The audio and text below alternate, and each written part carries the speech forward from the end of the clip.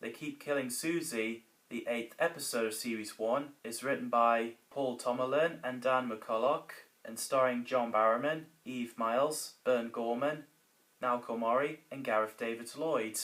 So this episode is set in 3 months after the events of Everything Changes, and Indira Varma, who came back as Suzie Costello, a deceased member of Torchwood team. Originally this episode was planned to be an overcommission for use in the case of emergency, but Russell T Davies was impressed with the script and they produced it. I loved at the beginning scene where the Torchwood team were investigating. Kathy, the policewoman, was wondering, does Jack always dress like that while he investigates?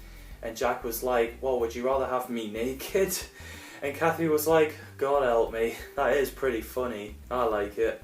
Yasmin Bannerman plays DS Kathy Swanson, a police officer who has a love and hate relationship with Torchwood, particularly with Captain Jack. I really loved her performance. The fact that she gets irritated by Jack's interference. Bannerman previously played Jabe in Doctor Who, The End of the World. So when they went inside a house, they saw a corpse and a word Torchwood on the wall, written in blood, which is scary stuff.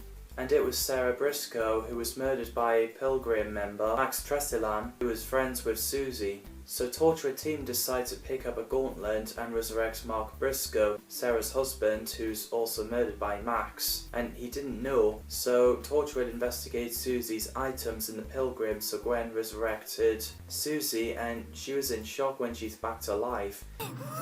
Wait a minute, didn't I kill you? Never mind that, we need names and details. Who's using the glove? I'm sorry.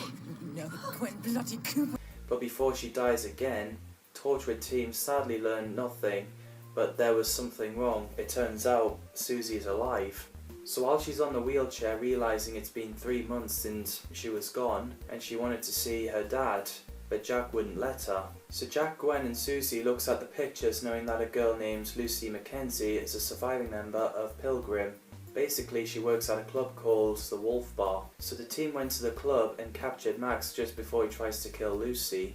So Max gets locked up in a cell in Torchwood base. He wouldn't say a word, but in rage when he says Torchwood, I was like, whoa, easy there, mate. So yeah, we find out that Suzie's dad was dying of cancer, and that pissed Gwen off, because Jack never asked Suzie about her dad. All he did was put her in charge of the glove and second in command before Gwen works there. We find out that glove using on Mark resurrected for a bit, just like the other victims, and then died again. But as for Gwen doing it on Suzie, as she's the owner of the glove, it was permanent connection so that Suzie lives and Gwen dies. The only way to solve the problem is kill Suzie, and if she dies, that'll save Gwen's life. So while they're trying to find Suzie and Gwen as they're going on a trip, the team was stuck in the hub, and I find it funny where Jack is phoning Detective Swanson to call for help, and she laughed that Jack and his teammates were locked up in their own base, and Jack was like, and it's not funny. Brilliant. You're locked inside your own base. And it's not funny. I enjoyed the moments where Suzie and Gwen were in the car, and Gwen tells Suzie that she's not a corpse. Don't say that. What? Corpse. Because you're not.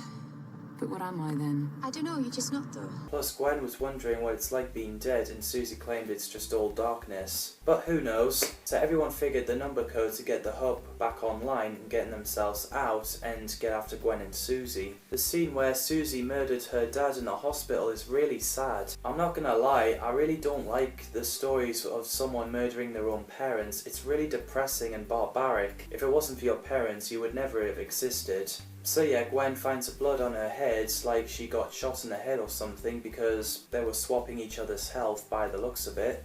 So when they arrived at the dock, Gwen dies and Suzie is strong and so alive. So Jack kept shooting at Suzie to break the connection, but it wasn't working. How much more of this do you want?